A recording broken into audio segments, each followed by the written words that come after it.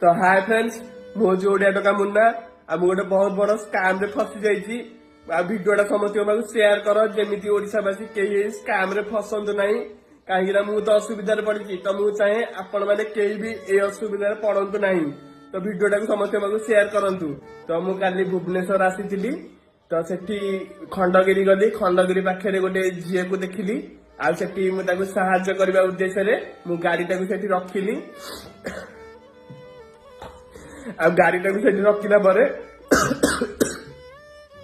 से झीलटा मो पाखक आसला आ मत कहला मोए मोए কি